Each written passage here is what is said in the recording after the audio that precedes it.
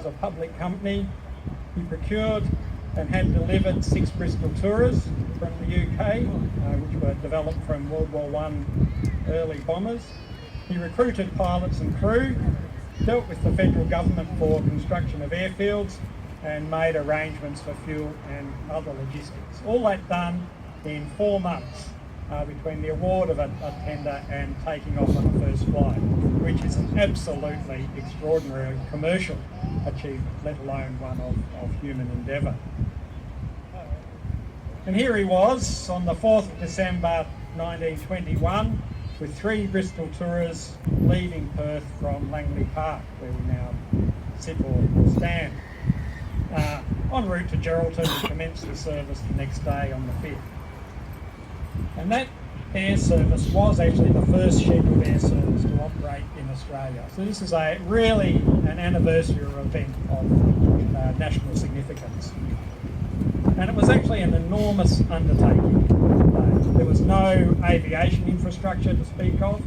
Airstrips actually had to be built for the service and were rudimentary at best and wholly inadequate at worst, as he was to discover on those first flights. There was none of the modern day benefits of radios, navigation equipment, weather forecasts or fuel availability, let alone anywhere to buy a coffee along the way. And they were commencing this flight in December when conditions in the north are quickly building to their most harsh and inhospitable. So the audacity, bravery and ingenuity of Norman Brearley and his flight crews cannot be overstated. In primitive aircraft and without precedent, the crews overcame obstacles of distance, extremely harsh conditions, mechanical problems, accidents and indeed deaths. Indeed, the record of history is that the first flight ended in disaster shortly after it commenced from Geraldton, when one of the Bristols crashed at Murchison Station, killing the pilot and engineer Bob Fawcett and Edward Broad. With this setback, and with the need to have better preparation of airfields, the service didn't actually properly commence until February 1922, but let us not stop that technicality from detracting from December 2021 as the centenary of that first flight.